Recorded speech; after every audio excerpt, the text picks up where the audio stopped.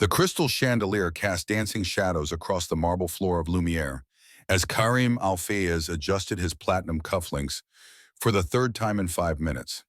At 34, the tech mogul had built an empire that spanned 3 continents. Tonight's merger with the European Banking Consortium would cement his position as the youngest Arab billionaire to crack the Fortune 500's top 10. "Mr. Al-Fayez, your table is ready," the maitre d' announced with practiced reverence, gesturing toward the restaurant's most exclusive corner booth. Kareem's obsidian eyes swept across the dining room, mentally calculating the net worth of every patron. Old habits from his days clawing out of poverty in Dubai's forgotten neighborhoods. The scent of truffle oil and aged wine filled his nostrils as he followed the maitre d', his Tom Ford bespoke suit and handmade Italian leather shoes, a stark contrast to the cardboard box he once called a bed. His Hermes tie, adjusted to perfection, complemented the Patek Philippe Nautilus, adorning his wrist, a timepiece worth more than what most people earned in 5 years. He settled into the plush velvet booth, placing his sleek titanium briefcase beside him. Inside lay the merger documents, 200 pages of legal jargon that would transfer controlling interests in 7 European financial institutions into his hands. His fingers traced the embossed letterhead as memories flashed through his mind. Every acquisition was proof that the hungry child from Al-Quoz had conquered the world that once rejected him. "The board is expecting perfection on this deal," he muttered to himself. "First major American acquisition. No room for error." Kareem glanced at his watch. The European Banking Consortium representatives would arrive in 20 minutes. He opened the briefcase, extracting the hefty contract for one final review. The $100 million deal represented more than just business. It was personal validation. A statement that a man from nothing could rise to command everything. "Would you care for wine while you wait, sir?" The voice stopped him cold. Not the gravelly tone of their usual sommelier, but something melodic, almost musical. Kareem glanced up, expecting to see another polished server in the restaurant's signature black uniform. Instead, he found himself staring into the most unusual pair of eyes he had ever encountered. Amber with flecks of gold, not quite brown, not quite hazel, but something mesmerizing that seemed to shift in the candlelight. The young woman couldn't be more than 28, with dark hair pulled back in a simple bun, and olive skin that suggested Middle Eastern heritage, though something indefinable marked her as different. "You're new," he stated, rather than asked, his tone carrying the authority of someone accustomed to immediate answers. "Yes, sir." "This is my second week," she replied. Her voice held a slight tremor, but she maintained eye contact with surprising dignity. "I apologize if I'm disturbing your preparation. I can send Andre if you prefer." Kareem studied her more carefully. Most servers in establishments like this possessed either the practiced obsequiousness of career hospitality workers or the desperate eagerness of those grateful for any employment. This woman displayed neither. Instead, her posture suggested someone trying very hard to appear smaller than she naturally was. "What's your name?" he asked, leaning back with the casual dominance that had intimidated board members across 5 countries. "Maya Nazari, sir, Palestinian-American." The slight lift of her chin carried just enough defiance to intrigue him. "Interesting. And what does a Palestinian-American waitress know about wine selection for a man about to acquire half of Europe's banking sector?" The question was designed to embarrass, to establish the natural hierarchy between them. Kareem had learned early that keeping people off balance prevented them from becoming too comfortable, too presumptuous. But instead of stammering or apologizing, Maya tilted her head slightly, considering his words. "I would suggest the 2015 Domaine de la Romane Conti," she said quietly. "It's bold enough to match your ambition, but refined enough to complement the gravity of your achievement." Kareem's eyebrows rose almost imperceptibly. The wine she'd suggested was not only the most expensive bottle on Lumiere's legendary list, but also happened to be his personal favorite, a detail not listed anywhere on the menu. "How did you know that vintage?" "I didn't, I guessed." Her honesty was either refreshing or foolish. In his world, the two were often synonymous. But if you're conducting business that will affect European banking, you'll want something that speaks to both power and sophistication. That particular Romane Conti has a reputation for both. Before Kareem could respond, his associates arrived in a flurry of expensive cologne and nervous energy. Heinrich Weber, senior partner at the European Banking Consortium, led the group with the purposeful stride of a man carrying documents worth more than most countries' GDP. The German banker's silver hair gleamed under the chandelier light, his custom Brioni suit a statement of old-world wealth. "Karim, my friend." Heinrich's accent carried across the dining room as he embraced Karim with European formality. "Ready to make history always." Beside Weber stood Richard Blackwell, the consortium's lead counsel from the prestigious firm Blackwell and Stern. His pinstriped suit and wire-rimmed glasses projected calculated competence, though Karim noted the coldness behind his smile. Karim's attention shifted to business mode, but something made him glance back at Maya. She had retreated to a respectful distance, but those unusual eyes remained fixed on the documents Heinrich was removing from his briefcase.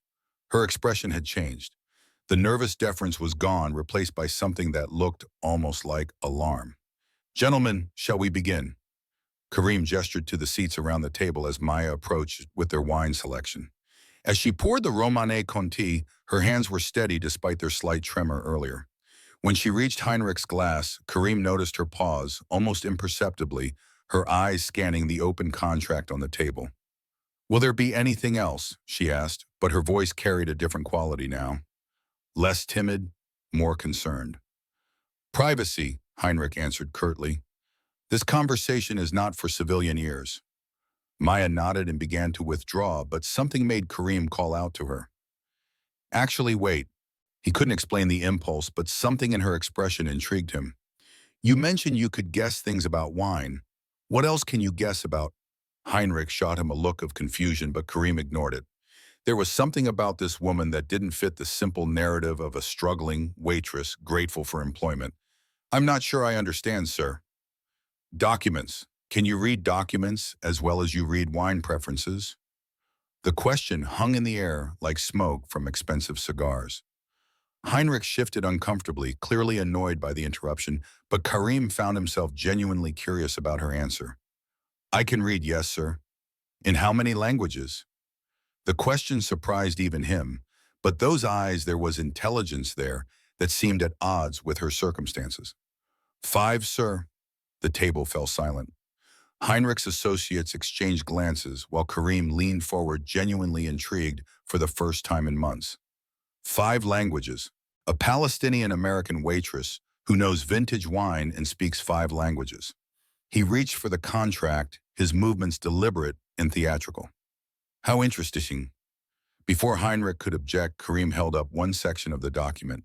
The text was dense legal language, a mixture of English and German, with technical terminology that would confuse most attorneys. "Read this section out loud." "Karim, this is highly irregular." Heinrich protested, his face flushing red. "We're discussing confidential." "She signed a standard employee confidentiality agreement, I'm sure." Karim's tone brooked no argument. "Didn't you, Maya?" "Yes, sir." "Then read." Maya took the document with hands that no longer trembled. As her eyes scanned the page, something remarkable happened. Her entire demeanor transformed. The nervous waitress disappeared, replaced by someone who moved with quiet confidence and intellectual precision. This section outlines the transfer protocols for the Basel III compliance requirements. She began, her voice now clear and authoritative. "However, there's an inconsistency in paragraph 7. The regulatory framework referenced here was superseded by the European Banking Authority's revised guidelines in March 2024. Any contracts relying on the older framework would be legally void within 6 months of signing." The wine glasses might as well have shattered from the silence that followed.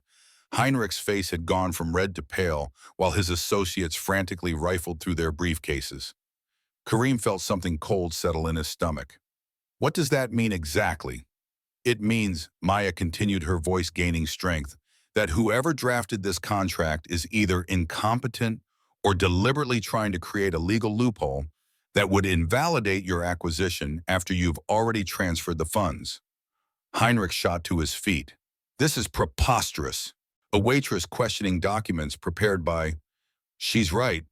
The voice came from Sarah Klein, Heinrich's junior associate, who had been frantically typing on her phone. "The EBA guidelines she mentioned, and they're real. Updated 6 months ago." She looked up, her expression a mixture of shock and embarrassment. How did we miss this?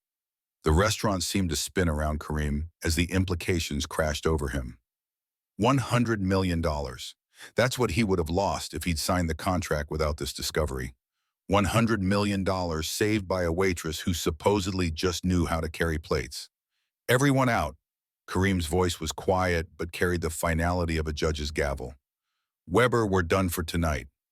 Obviously, you need to review your documentation more carefully. As the banking associates gathered their papers with embarrassed haste, Kareem never took his eyes off Maya. She stood perfectly still, as if waiting for judgment, but something in her posture suggested she was prepared to run. When the table finally cleared, leaving only the two of them in the corner booth, Kareem leaned back and studied the young woman who had just saved him a fortune. Sit down. Sir, I should return to my other tables. Sit down. This time it wasn't a request. Maya slid into the seat across from him with the fluid grace of someone accustomed to high-stakes conversations, despite her humble uniform. The candlelight flickered between them like a living thing, casting dancing shadows across her face as she met Kareem's penetrating stare. Now, Kareem said, his voice dangerously quiet, tell me who you really are. Around them, the restaurant hummed with the quiet conversations of Manhattan's elite, but their corner booth felt isolated from the world. I told you I'm a waitress. Her voice was steady, but Kareem caught the slight tension in her shoulders. Waitresses don't typically know obscure European banking regulations well enough to spot fraudulent contract clauses. He leaned forward, his business instincts fully engaged. They also don't usually speak 5 languages or recommend $20,000 wine bottles with the confidence of a sommelier. Maya's fingers drummed once against the table before she caught herself. Such a small gesture, but it told Kareem everything he needed to know. She was calculating, measuring her words with the precision of someone who had learned that honesty could be dangerous. People contain multitudes, Mr. Al-Fayez. Surely a man who built a tech empire from nothing understands that appearances can be deceiving. The response was elegant, deflective, and told him absolutely nothing. It also revealed she knew exactly who he was despite never being introduced. Clever, but you're avoiding my question. Kareem signaled to Andre, who appeared instantly with the discretion that came with 15 years of serving Manhattan's power brokers. Bring us coffee, the good coffee, and ensure we're not disturbed. As Andre retreated, Kareem studied Maya's reaction. Most people became nervous when trapped in conversation with him. His reputation for ruthlessness was well-earned and carefully cultivated. But this woman seemed more resigned than afraid, as if she'd been expecting this moment. You saved me $100 million tonight, he said quietly. That kind of favor typically comes with expectations attached. What are yours? I don't have any expectations, sir. Everyone has expectations. The question is whether they're honest about them. The coffee arrived with swift silence, giving Kareem time to analyze the way she held her cup. Confident grip, perfect posture movements that spoke of training and etiquette most waitresses never received. For instance, I expect you to tell me why someone with your obvious education is serving tables instead of practicing international law. Maya's cup paused halfway to her lips. What makes you think I studied law? Because I studied business law at Harvard, and the way you dissected that contract wasn't amateur intuition. It was professional analysis. You knew exactly what to look for because you've done it before. For the first time since sitting down, genuine surprise crossed her features, followed immediately by something that might have been fear. I don't practice law anymore. Why not? The question hung between them like a challenge. Kareem watched her internal struggle play out across her face, the war between truth and self-preservation that he recognized from his own climb to power. Because lawyers require references, credentials, a clean professional history. Her voice carried a bitterness that spoke of recent wounds. All things that become complicated when your previous life explodes spectacularly. Your previous life? Yes, which was... Maya set down her coffee cup with deliberate care. Does it matter that life is over? It matters because you're sitting in one of Manhattan's most expensive restaurants, casually preventing international financial fraud while pretending to be a struggling waitress. Either you're the most overqualified server in New York or there's a story worth hearing. Something in her expression shifted. The careful mask slipped just enough to reveal exhaustion that went bone deep. You really want to know? Her voice carried a challenge of its own. Fine. 2 years ago, I was a senior associate at Blackwell and Stern in London International Corporate Law, specializing in Middle Eastern and European banking regulations. I had a corner office, a six-figure salary, and a fiancé who happened to be the senior partner's son. Kareem felt his attention sharpen. Blackwell and Stern was legendary in legal circles, one of London's most prestigious firms handling acquisitions that shaped global markets. What happened? I discovered my fiancé and his father were using my regulatory expertise to help clients hide money laundering operations through legitimate banking channels. When I threatened to report them, they destroyed my career, my reputation, and my life. She met his eyes with defiant honesty. They made sure I could never practice law again anywhere in the world. The pieces began falling into place. A brilliant lawyer with specialized knowledge cast out from her profession and forced into survival mode. It explained the 5 languages, the wine knowledge, the ability to spot fraudulent contracts, and the bone-deep wariness that radiated from her despite her professional composure. So you became a waitress. I became invisible. Sometimes that's the safest thing to be. Kareem found himself genuinely impressed. Most people who fell from such heights crumbled completely. This woman had adapted, survived, even found a way to use her skills when it mattered. The resilience reminded him of his own journey from Dubai's slums to Manhattan's boardrooms. Invisibility is overrated, he said finally, especially when you possess rare talents. Talents that got me exiled from my profession, destroyed my relationships, and cost me everything I'd worked for. Maya's laugh held no humor. Forgive me if I'm not eager to make the same mistakes twice. What if I told you those weren't mistakes? The question seemed to surprise her. What do you mean? You chose integrity over comfort.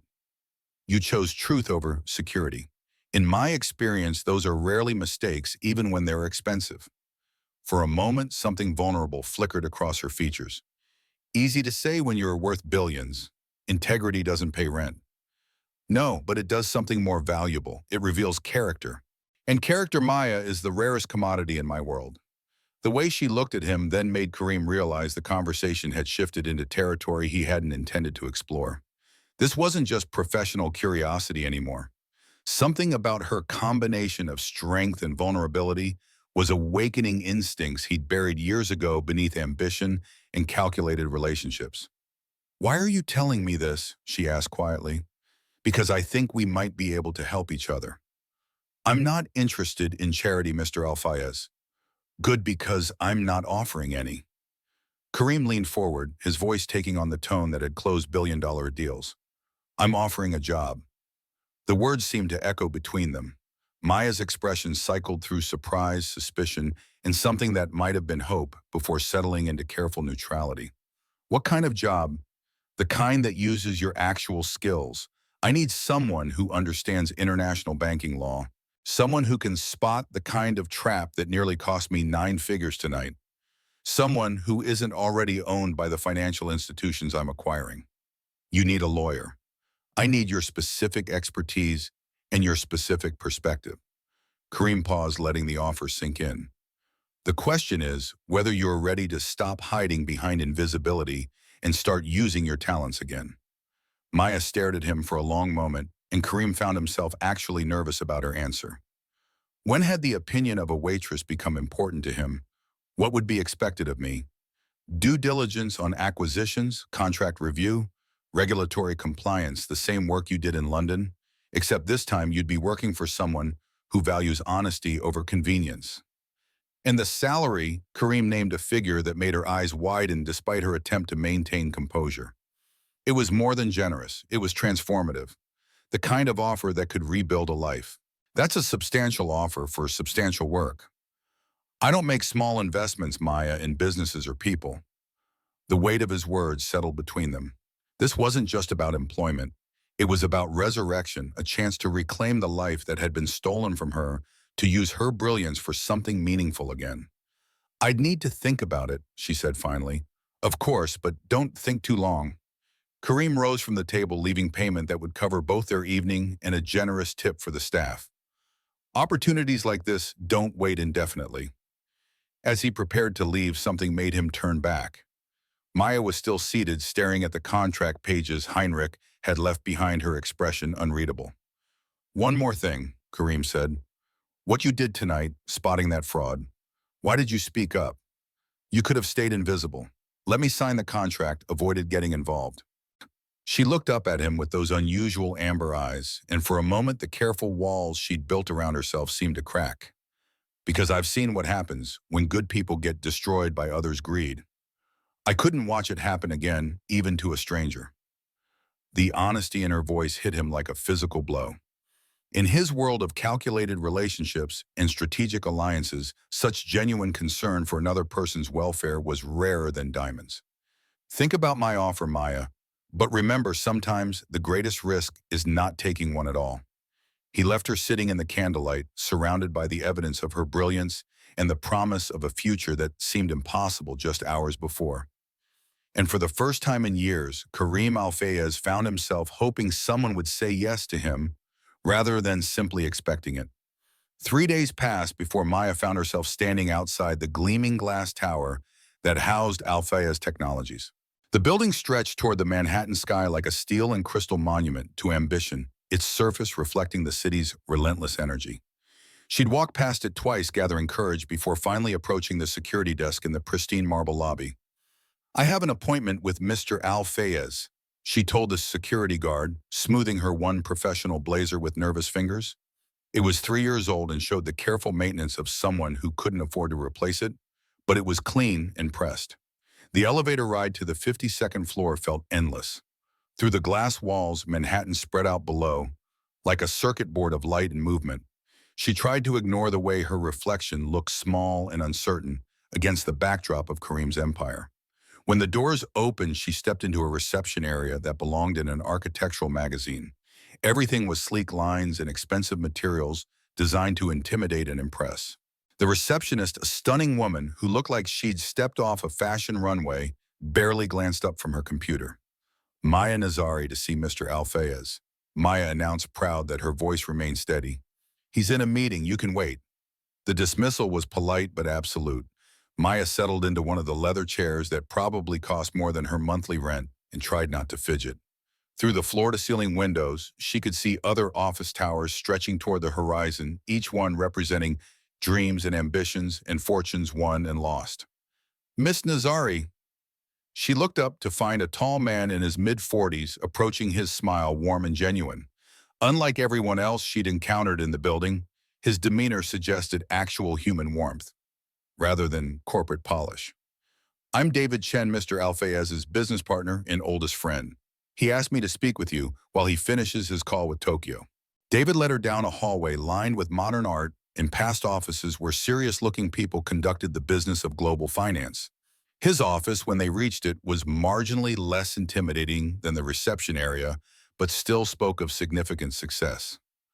"Coffee, water, something stronger?" David asked, settling behind his desk with the easy confidence of someone comfortable in his own skin. "Coffee would be nice, thank you." As David prepared their drinks, Maya studied him carefully. In her legal career, she'd learned to read people quickly, their motivations, their loyalties, their potential as allies or threats. David Chen radiated the kind of steady reliability that spoke of deep integrity. "So," he said, handing her a steaming mug, "Kareem tells me you saved him from a rather expensive mistake the other night." "I simply pointed out an inconsistency in a contract. An inconsistency that would have cost him 9 figures. That's quite a catch for someone who's supposedly just a waitress." The comment wasn't accusatory, but Maya heard the unspoken question. She took a sip of coffee, excellent quality, she noted, and considered her response. "I studied international banking law before my circumstances changed. Kareem mentioned you were interested in joining our legal team." "I'm considering his offer." "Yes." David leaned back in his chair, studying her with intelligent eyes.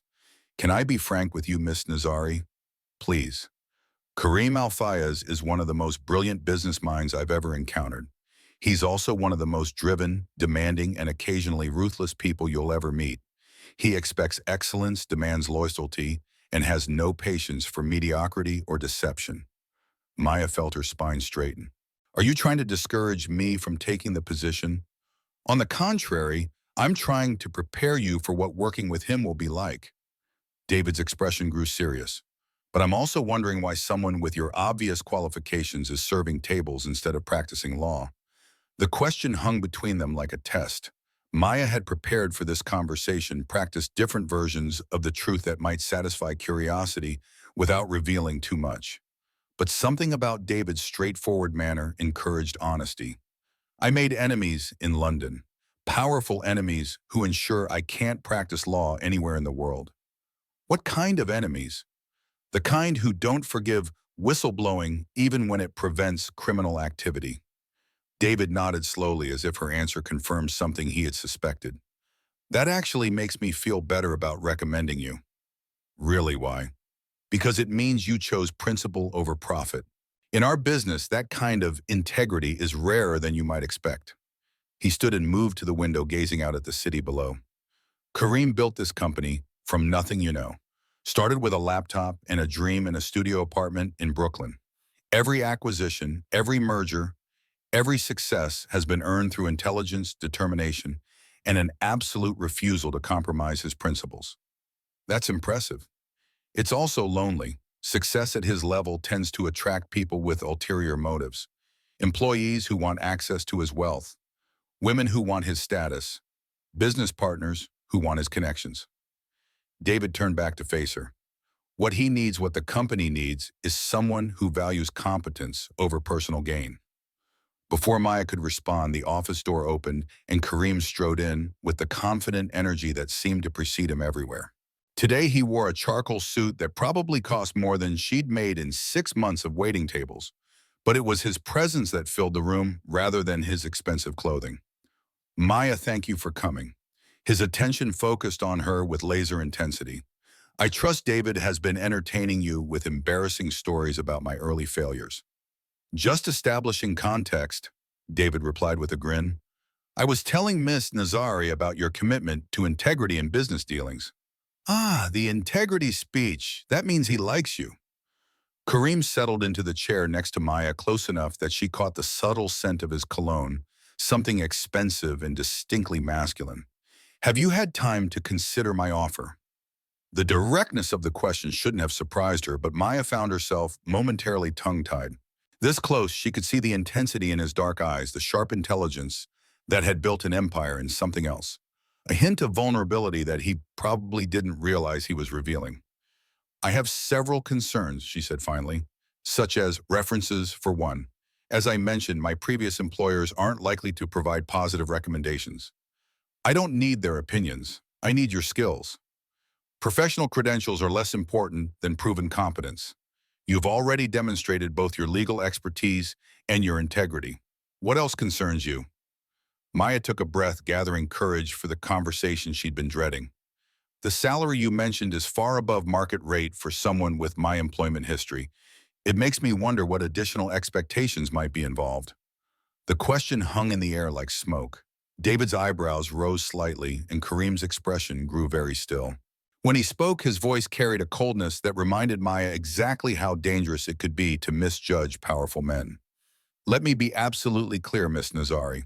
I am offering you a position based solely on your professional qualifications. Any implication otherwise is both insulting and inaccurate. The ice in his tone made her stomach clench, but she forced herself to maintain eye contact. I apologize if I offended you, but given my past experiences with powerful men in professional settings, I needed to establish boundaries. Something in her voice, perhaps the echo of old pain, seemed to penetrate his anger. Kareem's expression softened slightly, though his eyes remained watchful. What happened to you in London? I trusted the wrong people with the right information. It cost me everything. Maya met his gaze steadily. I won't make that mistake again. Good. Trust should be earned, not given freely. Kareem leaned back in his chair, and when he spoke again, his voice had returned to its normal tone. The position I'm offering is legitimate, professional, and based entirely on your legal expertise. The salary reflects both the complexity of the work and the value I place on integrity. Nothing more, nothing less. Relief flooded through her, followed immediately by embarrassment at her own suspicions. I'm sorry I had to ask. You had to protect yourself. I respect that. Kareem stood and moved to David's window, his silhouette sharp against the Manhattan skyline. The question now is whether you're ready to start rebuilding your career or if you're content to remain invisible forever. The challenge in his words stung, but it also awakened something she'd thought was dead: ambition. For 2 years, she'd focused solely on survival, on staying hidden, on avoiding the kind of risks that had destroyed her life in London. But looking at Kareem's empire spread out below them, she felt the first stirring of hunger for something more than mere existence. "If I accept," she said carefully, "what would be my first assignment?" Kareem turned from the window, and the smile that crossed his face was both triumphant and genuinely warm. "Due diligence on a potential acquisition in Dubai, a telecommunications company with some very interesting regulatory complications." Dubai. The word carried weight she wasn't sure she was ready for. "Problems with that?" "No, just, it's been a long time since I've traveled for business." "Then it's time to get reacquainted with the world you belong in." The conviction in his voice was compelling, almost hypnotic. Maya found herself imagining what it would feel like to use her skills to engage in the complex intellectual challenges that had once defined her professional life. When would you need an answer? Now. The simple word hit her like a physical blow. "The Dubai deal is moving quickly. If you're going to be part of this company, you need to be all in. Half measures don't work in my business." Maya looked between Kareem and David, seeing expectation and encouragement in their faces. This was it, the moment that would determine whether she remained trapped in survival mode or took the leap back into the life she'd lost. "All right," she said, the words coming out stronger than she'd expected. "I accept." Kareem's smile was brilliant, transforming his entire face from intimidating to almost boyishly pleased. "Excellent.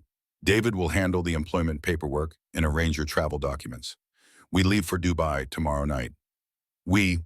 This is too important to delegate entirely. I'll be overseeing the negotiations personally." His expression grew serious. "Are you ready for this, Maya? Because once we start, there's no hiding behind other people's expectations. Your work will be scrutinized by some of the sharpest legal minds in international business." The question was both a challenge and an invitation. Maya felt years of suppressed ambition rising like a tide in her chest. "I'm ready," she said, and for the first time in 2 years, she actually believed it. As she left the Al Fayez building an hour later, employment contracts signed and travel arrangements being expedited, Maya caught her reflection in the lobby's polished marble. The woman looking back at her appeared different somehow. Straighter shoulders, brighter eyes, the faint suggestion of purpose returning to her posture. Tomorrow night, she would board a plane to Dubai as a senior legal consultant for one of the world's most successful companies. 6 months ago, she'd been serving coffee and dodging creditors. The transformation felt surreal, almost too good to be true. But as the Manhattan evening settled around her, Maya allowed herself to feel something she hadn't experienced in years. Hope. Whatever happened next, whatever challenges awaited in Dubai, she was no longer just surviving. She was finally ready to live again. The first-class cabin of Emirates Flight 202 felt like a cocoon of luxury as it sliced through the night sky toward Dubai. Maya had never flown first class before. Even during her successful years in London, she'd been too practical to spend money on such extravagances. Now surrounded by cream leather and polished wood, she felt both grateful and slightly overwhelmed. Kareem sat across the aisle, his laptop open and fingers flying across the keyboard with the focused intensity that seemed to define everything he did. Occasionally he would glance her way, offering a brief smile or checking if she needed anything, but mostly he was absorbed in the endless stream of emails and documents that apparently never stopped flowing in his world. "Nervous about returning to Dubai?" she asked during one of his brief breaks from typing. "Nervous, no." Kareem closed his laptop and turned his full attention to her. "But returning home always brings up memories I prefer to keep buried. Bad memories. Complicated ones." His expression grew distant. "Dubai is where I learned that survival sometimes requires becoming someone you never intended to be." The vulnerability in his admission surprised her. During their brief time working together in New York, Kareem had projected unwavering confidence and control. This glimpse of uncertainty made him seem more human, more approachable. "Is that why you left?" "I left because I had nothing left to lose and everything to prove. Sometimes that's what it takes to build something meaningful." Maya understood that logic intimately. Her own exile from London had been driven by similar desperation, the need to rebuild from absolute destruction. What about you? Kareem asked. Any second thoughts about diving back into international law? Dozens, she admitted. But they're outnumbered by the desire to use my brain for something more complex than memorizing wine lists. His laugh was warm and genuine. Imagine that was frustrating. You have no idea. Do you know how many times I wanted to correct customers who mispronounced chateau or explain why their wine choice was completely wrong for their meal? But you didn't.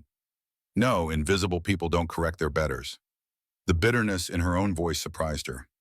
2 years of suppressing her intelligence, her education, her natural instincts to engage and analyze it had taken a toll she was only beginning to recognize. You're not invisible anymore, Kareem said quietly. No, now I'm conspicuous, which is almost worse.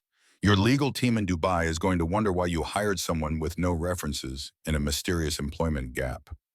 Let me worry about my legal team. Your job is to focus on the Sharif Communications acquisition. Kareem reached for a thick folder from his briefcase. Founded 15 years ago by Hassan Sharif, built into one of the region's most successful independent telecom companies. On paper, it's exactly the kind of acquisition that would expand our Middle Eastern operations significantly. On paper, there are regulatory complications that don't make sense. Licensing issues, government contract disputes, personnel problems that seem designed to devalue the company right before we're scheduled to make an offer. Maya felt her analytical mind engaging the familiar thrill of puzzle solving beginning to override her nervousness. You think it's orchestrated? I think Hassan Sharif is either the unluckiest businessman in Dubai or someone is deliberately sabotaging his company to force a lowball sale. And I want you to figure out which. I want you to dig deeper than our Dubai legal team has been able to. Sometimes an outsider's perspective reveals things that local experts miss. The plane hit a patch of turbulence, and Maya gripped her armrest as the cabin shuddered. Kareem noticed her discomfort and reached across the aisle, his hand covering hers in a gesture that was both comforting and surprisingly intimate. It's just air pockets, he said softly. Nothing to worry about. The warmth of his palm against her skin sent an unexpected jolt of awareness through her. This close, she could see the gold flecks in his dark eyes, the slight stubble that suggested he'd been working since dawn, the way his mouth curved when he was trying to be reassuring rather than commanding. Sorry, she said, not pulling her hand away. I'm usually a better flyer than this. Stress affects people differently. You're taking on a lot of changes very quickly. The concern in his voice was genuine, not the polite interest of an employer checking on a subordinate. It was the kind of personal attention that made dangerous feelings stir to life in her chest. I can handle it, she said finally, withdrawing her hand from his. I know you can, but that doesn't mean you should have to handle it alone. Before she could respond to that loaded statement, the flight attendant appeared to refresh their drinks and inform them that they would begin descent into Dubai within the hour. The moment of intimacy dissolved, replaced by the practical realities of business travel and upcoming challenges.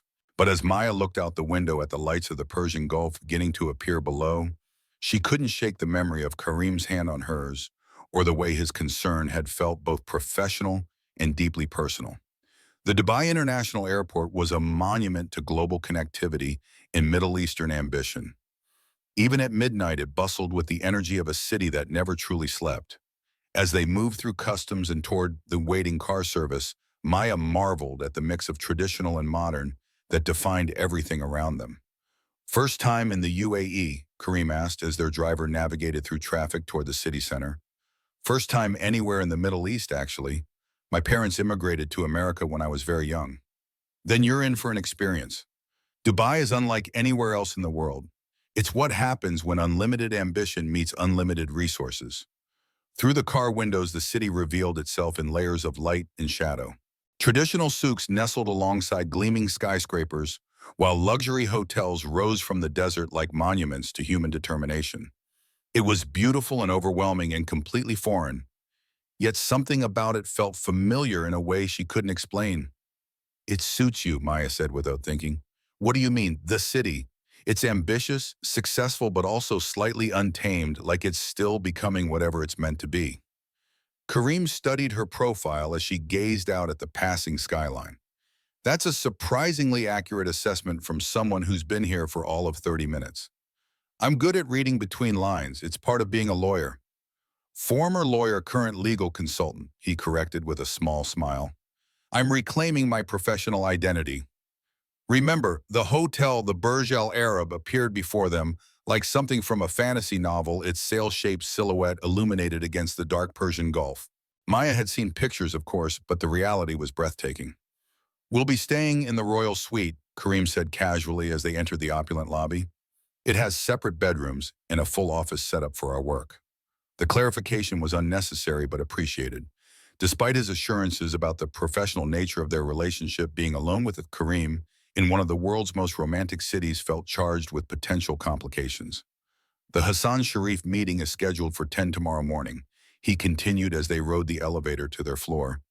That gives you tonight to review the files and tomorrow morning to formulate initial impressions. And after the meeting, we dig deeper. Hassan strikes me as a man with secrets, and secrets have a way of revealing themselves when the right pressure is applied. The suite was magnificent, floor-to-ceiling windows, offering panoramic views of the Gulf furnishings that belonged in a palace, and enough space for a small conference. But what struck Maya most was the way Kareem moved through it with casual familiarity, as if luxury of this magnitude was simply expected rather than extraordinary. The office space is through here, he said, leading her to a separate room equipped with computers, printers, and a conference table overlooking the water. Everything you need should be available, but let me know if you require additional resources. This is perfect, thank you. Maya. Something in his voice made her turn to face him fully. I want you to know that bringing you here isn't just about the Sharif acquisition. What you did at Lumiere, spotting that fraudulent contract, it reminded me why I got into business in the first place, which was to build something meaningful to create success that wasn't built on other people's failures. His expression grew serious. In my world, that kind of integrity is rare. I don't want to lose it again. The intensity of his words sent warmth spreading through her chest. This wasn't about professional qualifications or convenient skill sets. This was about something deeper, more personal. You won't lose it, she said quietly. I promise. Good, because tomorrow we're going to discover exactly what Hassan Sharif is hiding, and I have a feeling it's going to test both our principles and our partnership. As Kareem retired to his bedroom, leaving her alone in the office with files full of financial mysteries to unravel, Maya realized she was no longer nervous about the upcoming challenges. Instead, she felt energized, focused, and more alive than she'd been since London. Whatever secrets they uncovered tomorrow, whatever complications arose from working so closely with a man who was becoming dangerously important to her, she was ready. For the first time in years, she was exactly where she belonged. But as she opened the first file on Sharif Communications, a name on the letterhead made her blood freeze. Listed as the company's London legal counsel was Blackwell and Stern, the firm that had destroyed her career and exiled her from the legal profession. The same firm whose senior partners had threatened to ruin her life if she ever practiced law again. And now somehow they were connected to Kareem's most important acquisition. The coincidence seemed impossible, which meant it probably wasn't a coincidence at all. Morning in Dubai arrived with golden sunlight streaming through the floor-to-ceiling windows of their suite, but Maya had been awake for hours, surrounded by documents that painted an increasingly disturbing picture of the Sharif Communications acquisition. Kareem found her in the office at 7 a.m., still in the clothes she'd worn the previous evening. Coffee cups scattered across the conference table, like archaeological evidence of a sleepless night spent unraveling mysteries. Did you sleep at all? He asked, concern evident in his voice. I couldn't not after what I found. Maya gestured to the papers spread before her like puzzle pieces. Kareem, this isn't just corporate sabotage. It's something much more complex and much more personal. He poured himself coffee from the service that had appeared sometime during the night and settled into the chair across from her. In the morning light, he looked younger somehow, his hair slightly mussed and his usual corporate armor replaced by casual elegance. Tell me. Blackwell and Stern has been Sharif Communications' London legal counsel for 3 years. She met his eyes. The same firm that destroyed my career is directly connected to your biggest acquisition. Maya pushed a contract across the table. But here's what's interesting. All of their recent legal work has been designed to create problems, not solve them. Kareem studied the document, his expression growing darker with each page. These contract modifications would make the company nearly impossible to acquire cleanly. Exactly. Someone at Blackwell is deliberately sabotaging Hassan Sharif's business, but doing it subtly enough that it looks like organic complications rather than intentional interference. The question is why Maya reached in for another file, this one marked with Hassan Sharif's personal information. I think I know. Hassan's daughter, Amira Sharif, was a student at Oxford 3 years ago. According to these notes, she was engaged to someone in London, for the engagement was abruptly broken. You think there's a connection to your situation? I think my ex-fiance's family specializes in destroying people who threaten their interests. The timeline matches perfectly: Amira's broken engagement, the beginning of Sharif Communications' legal troubles, and my own exile from the profession. Kareem was quiet for a long moment, processing implications that made Maya's stomach clench with dread. When he finally spoke, his voice carried a coldness she'd never heard before. Are you telling me that bringing you to Dubai has put you in direct contact with the people who ruined your life? It's possible, probably even. And you didn't think to mention this connection last night. The accusation in his tone stung, but Maya forced herself to remain calm. I discovered it at 3 this morning. I've been trying to understand the implications before jumping to conclusions. The implications are that I've potentially compromised your safety by bringing you here. Or, Maya said, standing and moving to the window overlooking the Persian Gulf, you've given me the opportunity to finally understand what really happened to me in London. She could feel Kareem watching her, could sense the internal debate between his protective instincts and his business objectives. When he joined her at the window, his presence was both comforting and dangerously distracting. We can call off the acquisition. Find another telecommunications company. Avoid the entire situation. Absolutely not. Her vehemence seemed to surprise him. Maya, for 2 years I've been running from shadows and hiding from my own life. If Blackwell and Stern is behind Hassan Sharif's problems, then helping you acquire his company cleanly isn't just good business. It's justice. Justice can be expensive. Are you prepared for what it might cost? She turned to face him, surprised by how close he was standing, close enough to see the concern in his dark eyes, close enough to feel the warmth radiating from his body in the morning sunlight. Are you, oh, the question hung between them like a challenge. This wasn't just about business anymore, and they both knew it. This was about trust, about taking risks for each other, about the dangerous territory they'd been approaching since that first night at Lumiere. We meet with Hassan in 2 hours, Kareem said finally. If you're right about Blackwell's involvement, he's going to need allies more than he realizes. And if I'm wrong, then we proceed with a standard acquisition and hope your past stays buried. But even as he said it, both of them knew that secrets this tangled rarely stayed buried for long. The offices of Sharif Communications occupied 3 floors of a gleaming tower in Dubai's financial district, with panoramic views of the city's ever-expanding skyline. Hassan Sharif met them in a conference room that managed to blend traditional Middle Eastern hospitality with cutting-edge business technology. Hassan himself was a surprise younger than Maya had expected, perhaps 50, with intelligent eyes that seemed to weigh every word before speaking. But what struck her most was the exhaustion that seemed to radiate from him, the weariness of a man fighting battles he didn't fully understand. Mr. Al-Fayez, thank you for considering our company for acquisition, Hassan said as they settled around the polished conference table. I'll be honest, we need this partnership more than pride would normally allow me to admit. Business is business, Hassan. The question is whether we can structure a deal that benefits everyone involved. Kareem's tone was professionally cordial, but Maya could sense his increased alertness. I've brought Ms. Nazari to review the legal complications that seem to be affecting your operations. Hassan's attention shifted to Maya with polite interest. Ms. Nazari, your expertise is in international corporate law. Among other things, I specialize in regulatory compliance and contract analysis. Maya opened her briefcase with deliberate care. I've been reviewing your recent legal documentation, and I have some concerns about the advice you've been receiving. Something flickered in Hassan's expression, hope perhaps, or recognition that someone finally understood his situation. You've identified problems.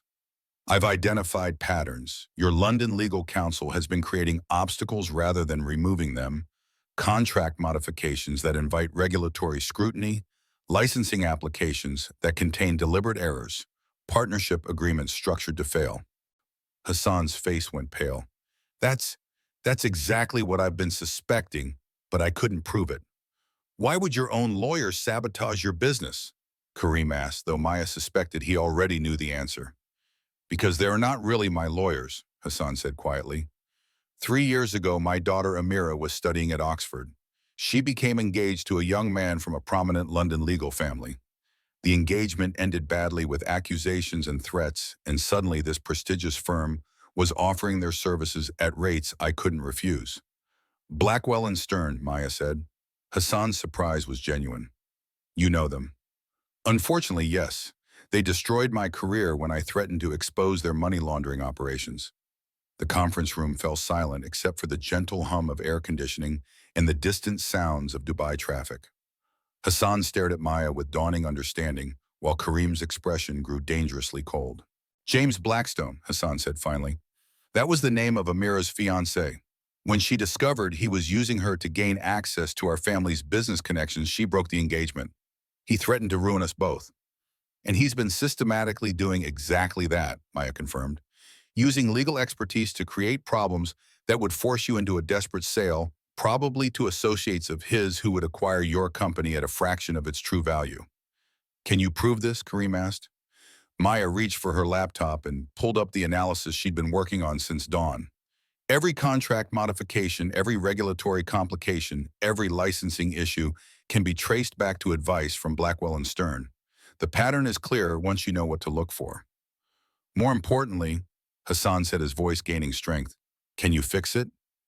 I can do better than that. I can expose the entire operation and make sure James Blackstone never manipulates another client. The determination in her voice seemed to surprise everyone in the room, including herself. But as the pieces of the conspiracy became clear, Maya felt something awakening in her that had been dormant since London, the hunger for justice that had driven her to become a lawyer in the first place. What do you need from us? Kareem asked. Access to all of your legal files, communication records with Blackwell, and permission to contact regulatory authorities in both London and Dubai. Done, Hassan said immediately. Anything you need. If there's a chance to save my company and expose these people, I'll give you whatever resources you require. As they spent the next hour reviewing documents and planning strategy, Maya felt the familiar thrill of complex legal work engaging every facet of her intelligence. This was what she'd been missing during her years of exile, the satisfaction of using her skills to solve meaningful problems and protect innocent people. But more than that, she was aware of Kareem watching her work with something that looked like admiration. When she argued a particularly complex point about regulatory law, his smile was proud. When she identified another layer of Blackstone's deception, his nod conveyed both approval and something warmer. You're remarkable, he said quietly during a break while Hassan made phone calls to gather additional documents. I'm doing my job. No, you're doing what you were meant to do.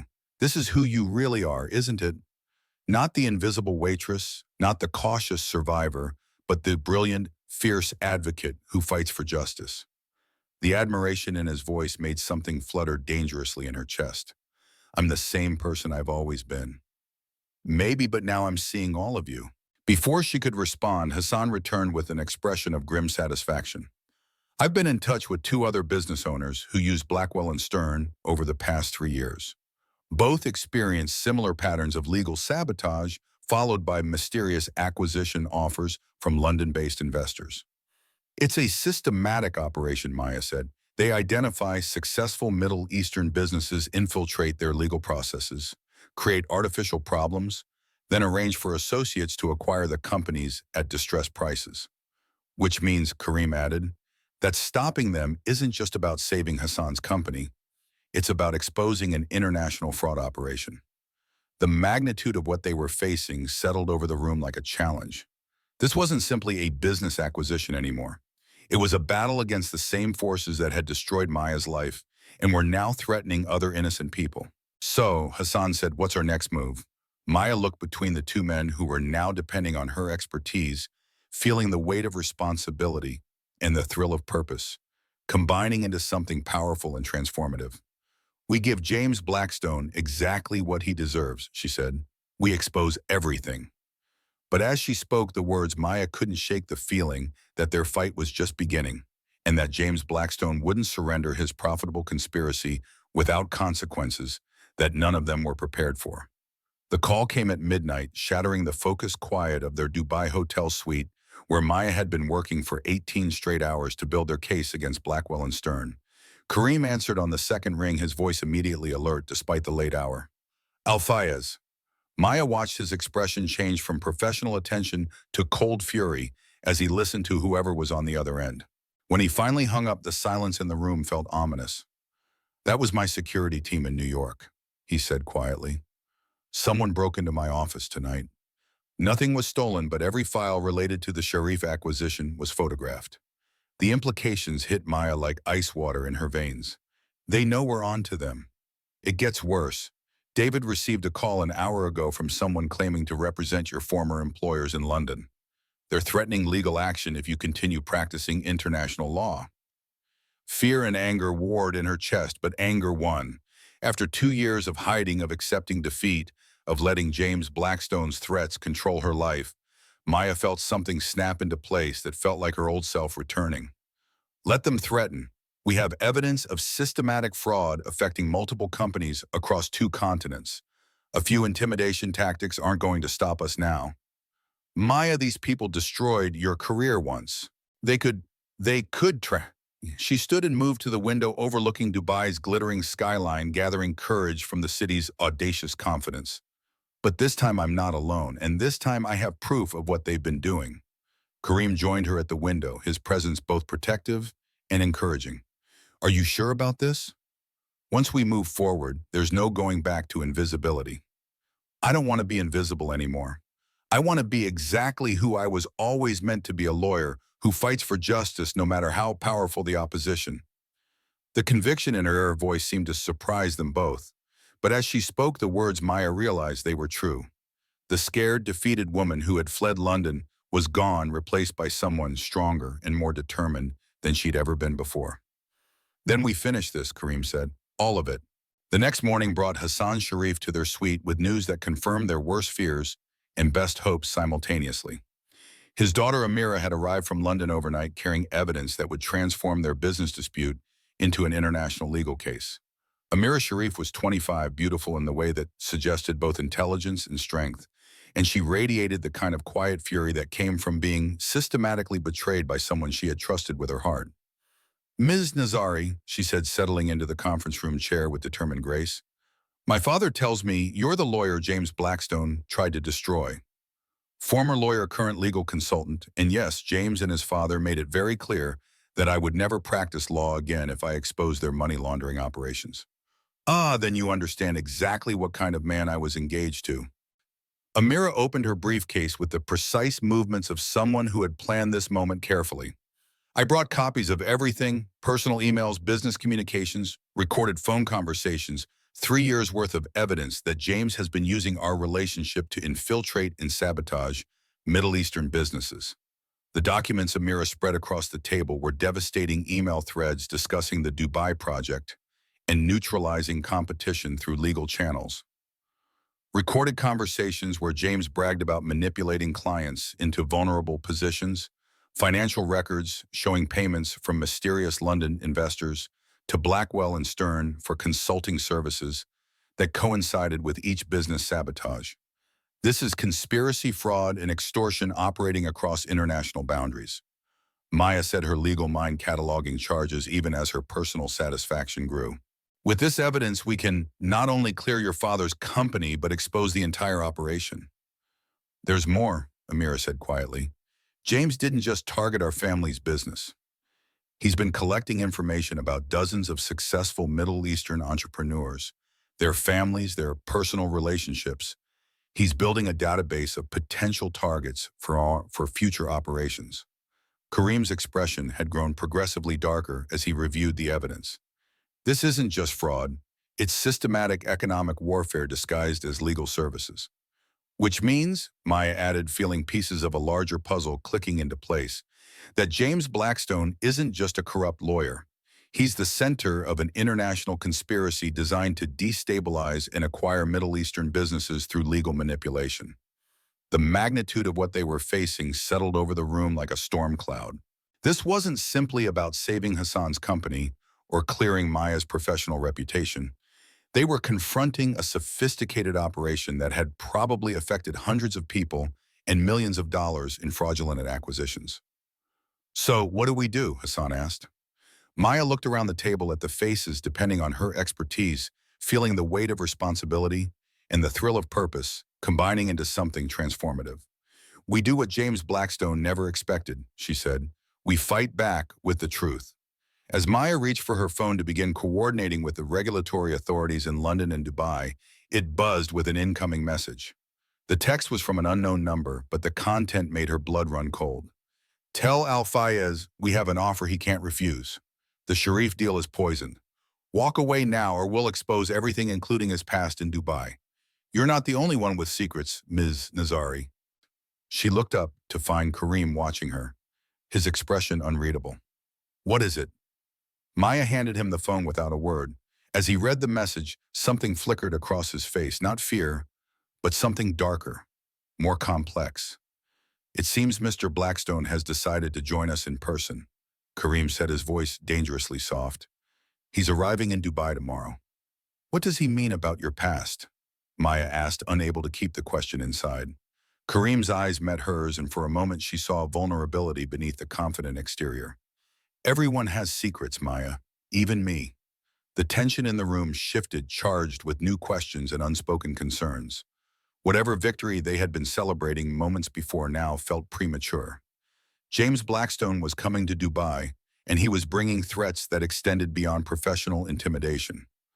"Will his threats matter?" Amira asked, looking between them. "Can he really hurt you?"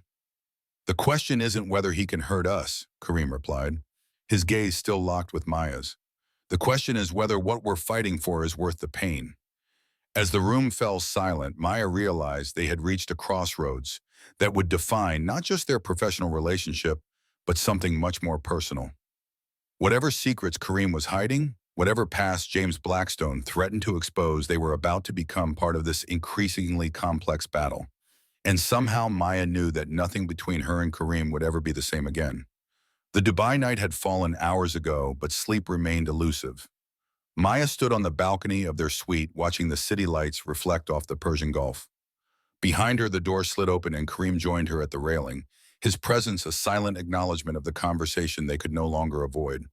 "You want to know what Blackstone has on me?" he said. It wasn't a question. "Only if you want to tell me." Maya kept her eyes on the horizon. "Everyone has the right to their secrets. Not when those secrets put others at risk." Karim's voice carried a weight she hadn't heard before. "Not when they might be used as weapons against people I care about." The hesitation in his words made her turn to him. In the ambient glow of the Dubai skyline, his face looked younger, more vulnerable than the corporate mask he typically wore. "When I was 16, my mother became seriously ill." He began, his eyes fixed on some distant point across the water. "We lived in Al Quoz, one of Dubai's poorest neighborhoods back then. No health insurance, no savings, no hope for the treatment she needed." Maya remained silent, sensing the importance of this confession. "I'd always been good with computers. Started programming when I was 10, taught myself by sneaking into internet cafes and watching tutorials." His fingers tapped against the railing, a subtle rhythm of remembered anxiety. "When my mother's condition worsened, I made a choice that would change everything." "You hacked someone," Maya said softly. Karim nodded. "Not just someone, Emirates National Bank. I created a series of ghost transactions that funneled money into an untraceable account, enough to pay for my mother's treatment at a private hospital in Abu Dhabi. You were caught. Within 72 hours, the police came to the hospital where my mother was recovering." His voice tightened. "I was facing years in prison. My mother would have been left to die alone." The night breeze carried the scent of salt and desert as Karim continued. "But then something unexpected happened. A man named Abdul Rahman visited me in detention. He was one of the bank's major shareholders, but instead of pressing charges, he offered me a choice." "What kind of choice?" "Work for him. Use my skills to help his business interests." In return, all charges would be dropped, and my mother would receive the best medical care available. Kareem's laugh held no humor. It wasn't really a choice at all. Maya could feel the pieces falling into place. Abdul became your mentor and my keeper. For 6 years, I worked in his shadow building, my knowledge, my skills, my connections. Kareem's voice dropped lower. Some of what I did was legitimate business. Some was not.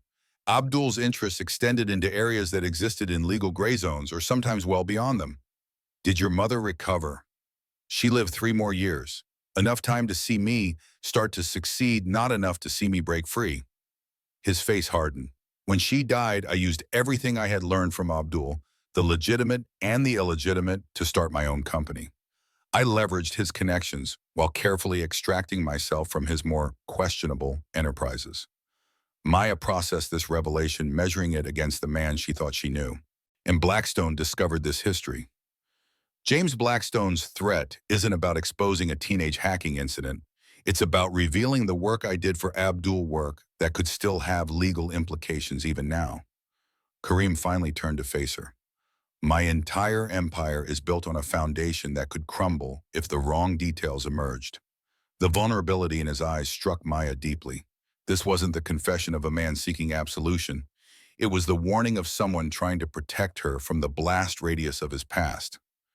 Why tell me this?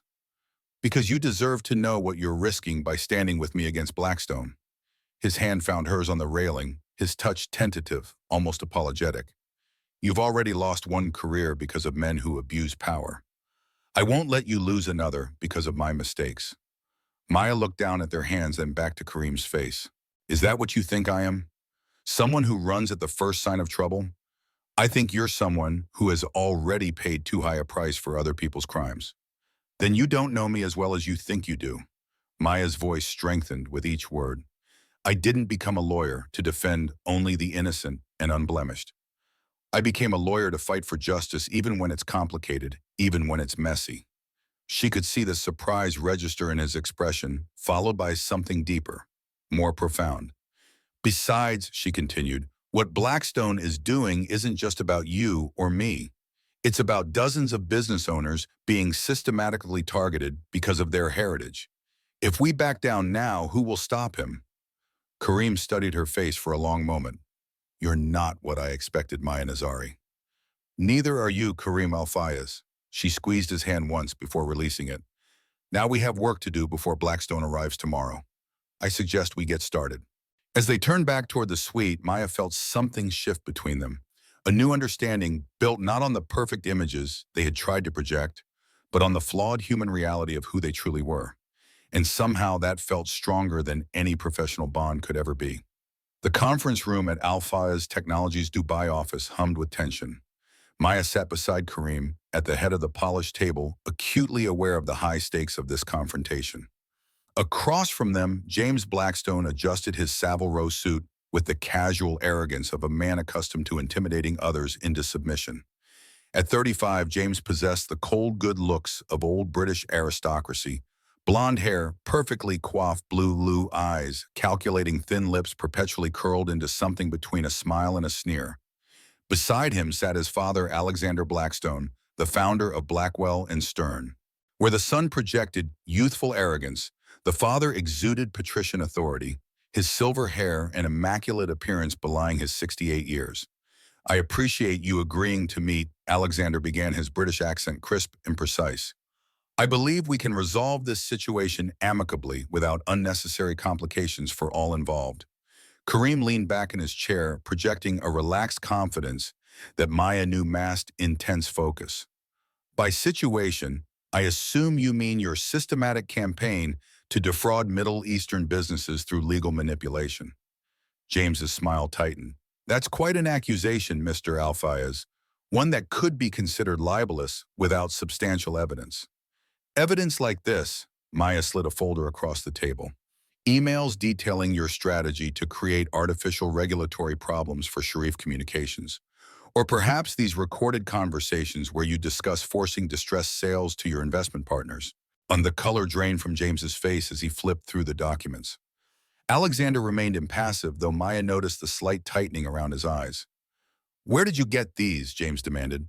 Your ex-fiancée sends her regards, Kareem replied smoothly.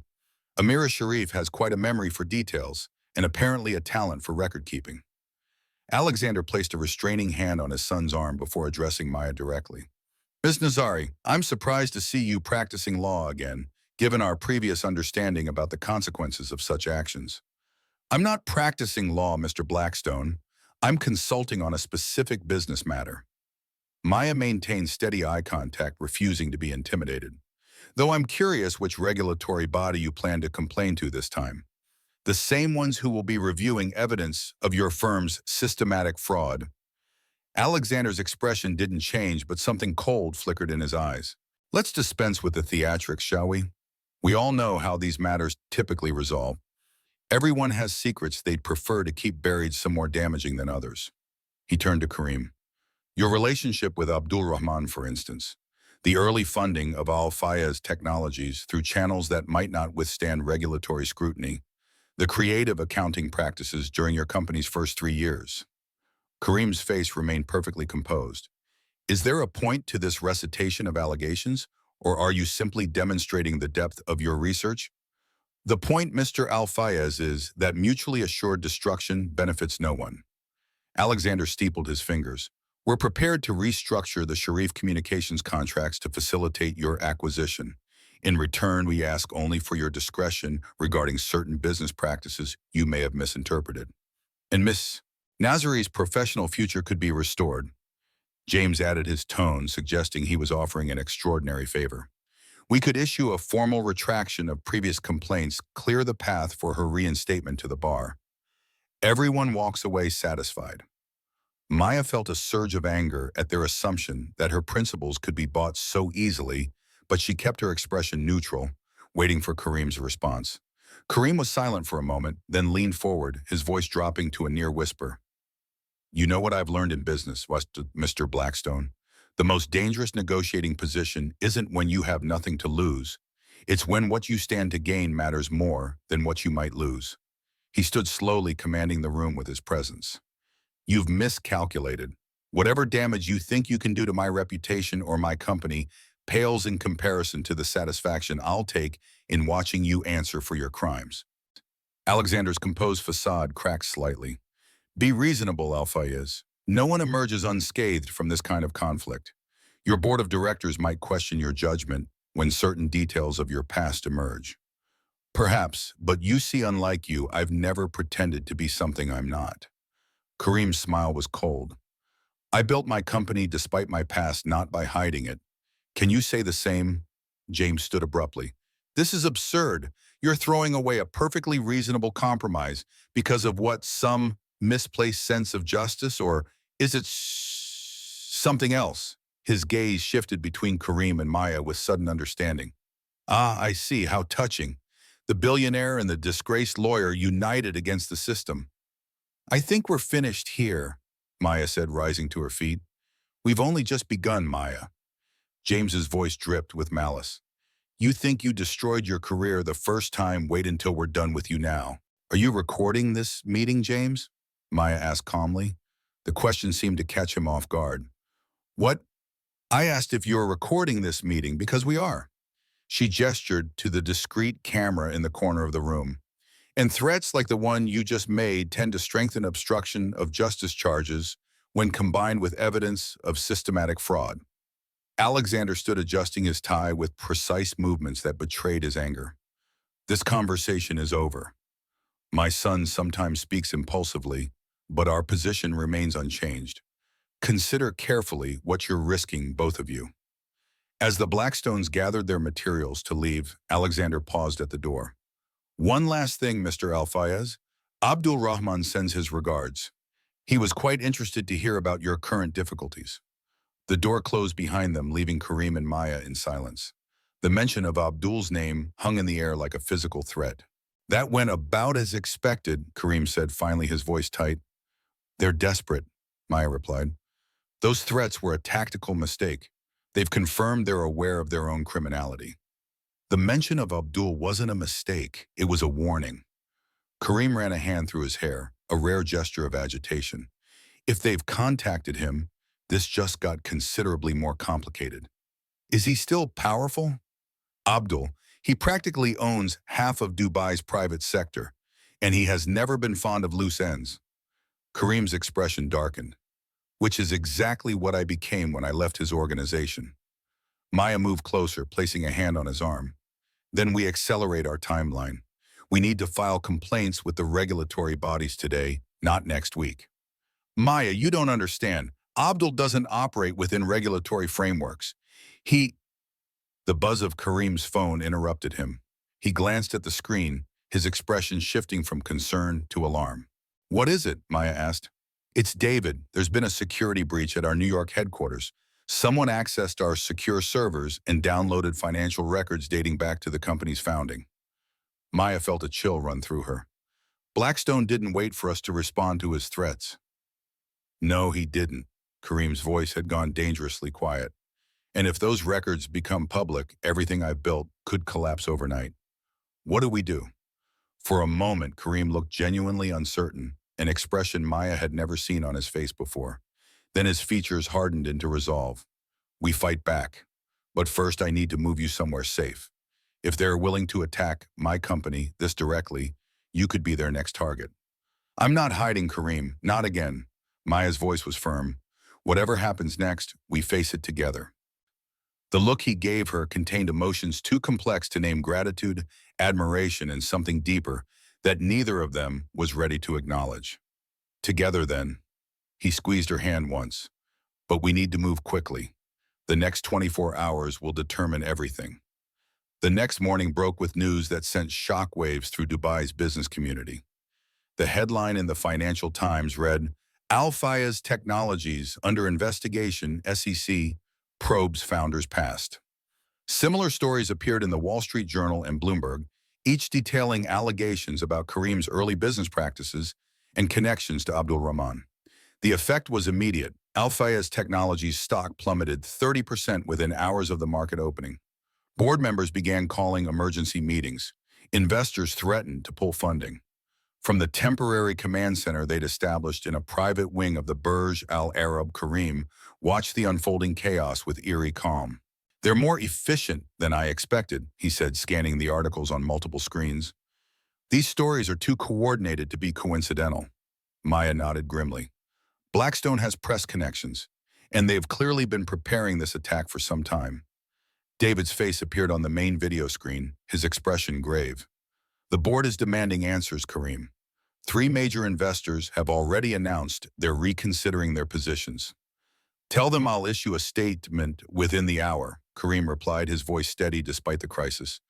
And David, initiate Project Phoenix. It's time. The cryptic instruction seemed to surprise David. Are you certain once we start? I'm certain. Execute immediately. As the call ended, Maya turned to Kareem. Project Phoenix. A tight smile crossed his face. Contingency planning. I've never believed in fighting defensively when attacked. He moved to the window, looking out over the city he'd escaped years before. Blackstone thinks he can destroy me by exposing my past. What he doesn't realize is that I've been preparing for this moment since the day I left Abdul's organization. What are you planning? The truth, Maya, but on my terms, not theirs. He turned back to her, decision made. I'm going public with everything: my teenage hacking incident, my work for Abdul, the origins of my company's funding. All of it. That's incredibly risky, Maya said, trying to process the implications. The legal exposure alone is mitigated by the statute of limitations on most issues and by documentation I've maintained proving Abdul's coercion on others. Kareem's expression was determined. Meanwhile, our legal team is filing formal complaints against Blackwell and Stern with regulatory authorities in London, New York, and Dubai, backed by Amira's evidence. Maya studied him with new admiration. Where most people would retreat under such an attack, Kareem was advancing. You never planned to hide, did you? Even before I convinced you to fight. Let's say I was prepared for various scenarios. His smile became more genuine. Though your perspective helped clarify which path was right, not just expedient. Before she could respond, her phone buzzed with an incoming text. The message was from an unknown number, but the content made her blood run cold. Ms. Nazari, you've chosen the wrong side again. Check your email for a reminder of the consequences. This time, there will be no second chances. With trembling fingers, Maya opened her email to find a message containing a single video file. The thumbnail image showed her London apartment from 2 years ago, the night everything fell apart. Maya, what is it? Kareem moved to her side, concern evident in his voice. They were recording me. She struggled to keep her voice steady. The night I confronted James about the money laundering, they had cameras in my apartment. She pressed play, and the video began with crystal clarity: Maya in her London flat, James entering, their argument escalating. But then the footage showed something she had no memory of: James pouring drinks, her becoming disoriented, documents being placed before her hand signing papers she couldn't recall. They drugged me, she whispered, horror dawning as the implications became clear. This video makes it look like I knowingly signed documents facilitating money laundering. They set me up from the beginning. Kareem's expression darkened with fury as he watched the footage. This is why they were so confident you couldn't fight back. Not just threats, they manufactured evidence against you. Maya felt the room spin slightly as 2 years of confusion finally made sense. If this had been presented to the authorities, you wouldn't just have lost your career. You would have faced criminal charges. Kareem took her hand, steadying her. Maya, look at me. This video doesn't incriminate you, it exonerates you. It shows clear evidence of coercion, drugging, and fraud by James Blackstone. The realization penetrated her shock. They sent this thinking it would frighten me into backing down. Instead, they just gave us the evidence we need to completely clear your name. Kareem's eyes met hers with fierce determination. This changes everything. For a moment, Maya couldn't speak, overwhelmed by the implications. For 2 years, she had lived with the shadow of professional disgrace, never fully understanding how thoroughly she had been betrayed. Now the truth was literally in her hands, painful but also liberating.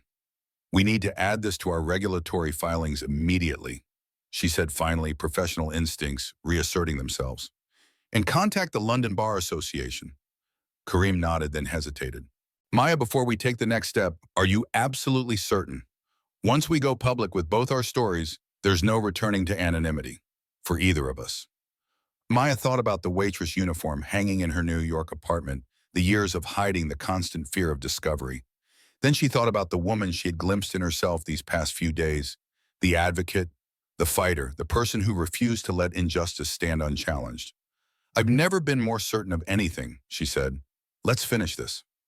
6 hours later, Kareem stood before a forest of microphones in the grand ballroom of the Burj Al Arab cameras, broadcasting his image around the world. Behind him stood Maya Hassan and Amira Sharif and representatives from 2 other businesses that had been targeted by Blackwell and Stern. I come before you today not as the CEO of Al-Fayez Technologies, but as a man with a past I have never fully acknowledged publicly. Kareem began, his voice strong and clear. 18 years ago, I hacked into a banking system to save my mother's life. That action led me into a relationship with a powerful businessman who saw potential in my skills, both legitimate and otherwise. The room fell silent as Kareem methodically detailed his early years, neither minimizing his actions nor dramatizing them. He explained the circumstances of his mother's illness, the coercion he faced, and his eventual break from Abdul Rahman's influence. I built Al-Fayez Technologies with knowledge gained during those years, but with a vow that my company would operate with transparency and integrity, values I came to appreciate precisely because I had seen their absence. His gaze swept the room, meeting the cameras directly. I have documentation of all transactions from our founding to the present day, which I am making available to appropriate regulatory bodies for full review. Maya watched from behind him, marveling at his composure and the strategic brilliance of his approach. By voluntarily disclosing what Blackstone had thought would destroy him, Kareem had transformed a potential catastrophe into a narrative of redemption. But my story is only part of why we're here today, Kareem continued. We have uncovered evidence of a systematic campaign targeting businesses owned by Middle Eastern entrepreneurs, a campaign orchestrated by the London law firm Blackwell and Stern. He gestured for Maya to join him at the podium. As she stepped forward, she felt none of the fear that had defined her existence for so long. Instead, she felt a profound sense of purpose. My name is Maya Nazari, she began, her voice steady. 2 years ago, I was a senior associate at Blackwell and Stern when I discovered evidence of money laundering operations being facilitated through the firm. When I threatened to report this activity, James Blackstone and his father Alexander orchestrated my professional destruction. She outlined the evidence they had gathered, Amira's documentation, the pattern of sabotage against multiple businesses, and finally the video revealing how James had drugged and manipulated her. This wasn't just about silencing one whistleblower, Maya explained.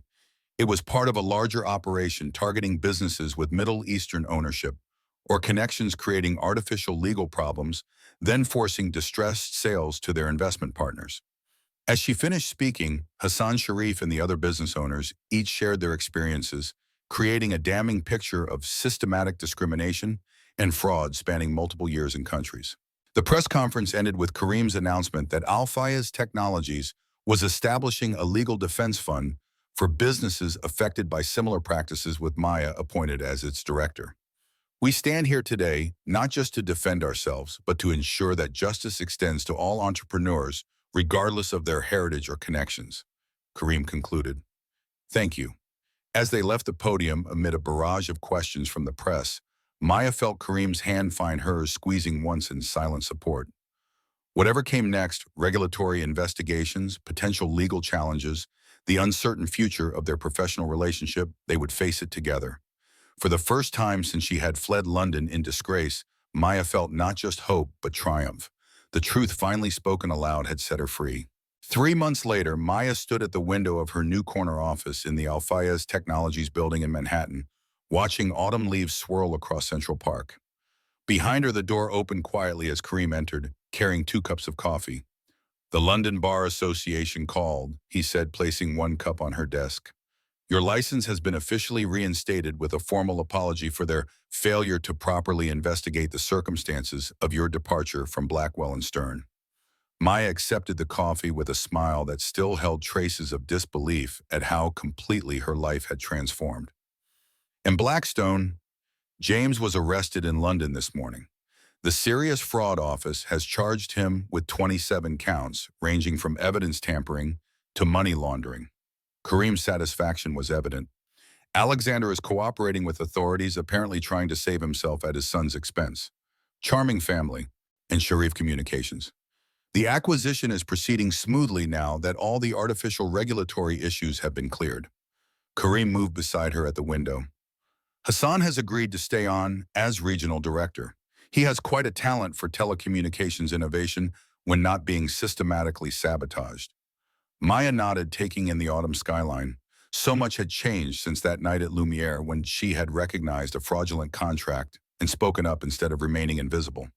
The legal defense initiative she now headed was already representing 4 other businesses targeted by similar schemes. Her professional reputation had been not just restored, but enhanced by her role in exposing the Blackstone conspiracy. "Any word from Abdul?" she asked quietly. "Surprisingly, yes." Kareem's expression was thoughtful. "He sent a message through intermediaries. Apparently, my public acknowledgement of our past association earned his respect, though he was disappointed by my characterization of some details." "Is that a problem?" "No, Abdul respects power and decisive action above all else. By going public on my terms instead of being exposed on Blackstone's, I demonstrated both." A slight smile touched his lips. "Besides, the statute of limitations has expired on most of our collaborative endeavors." Maya studied his profile against the Manhattan skyline. The past 3 months had been intense: regulatory investigations, press scrutiny, restructuring of his company's leadership after 2 board members resigned in the initial fallout. Through it all, Kareem had maintained the same determined focus she had first glimpsed that night at the restaurant. But she had also seen other sides of him: his loyalty to employees who stood by him, his genuine desire to transform his company's ethical foundation, his unwavering support of her own professional resurrection. "What happens now?" she asked. Kareem turned to face her fully, his expression uncharacteristically uncertain. "That depends. On what? On whether your interest in justice extends to personal relationships as well as professional ones." His voice softened. "On whether a reformed teenage hacker with a complicated past might have a chance with a brilliant lawyer who changed his understanding of integrity." Maya felt warmth spread through her chest at the vulnerability in his question. After years of professional masks and careful distance, the honesty between them felt both terrifying and exhilarating. I think, she said carefully, that people who have seen both darkness and light understand the value of truth more than those who have only known one or the other. She set down her coffee cup and moved closer to him. I think that second chances are rare and worth embracing when they appear. Kareem's smile transformed his entire face, erasing the last traces of the guarded businessman and revealing the man beneath. Is that a yes, counselor? It's a beginning, Maya replied, reaching for his hand. One where neither of us has to be invisible or perfect, just real. As his fingers interlaced with hers, Maya thought about the long journey that had brought them to this moment, from a chance encounter in a Manhattan restaurant to an international legal battle, from professional respect to something deeper and more profound. Whatever challenges awaited them, and there would surely be many, they would face them not as the billionaire and the lawyer, but simply as Kareem and Maya, two people who had discovered that the greatest risk in life was not in fighting for justice, but in failing to recognize when justice and love became the same pursuit. A beginning, Kareem agreed, drawing her closer. I can think of nothing I want more. And in that moment, surrounded by the evidence of their shared victory and the promise of a future neither could have imagined, months before, Maya knew with absolute certainty that she had finally found her way home.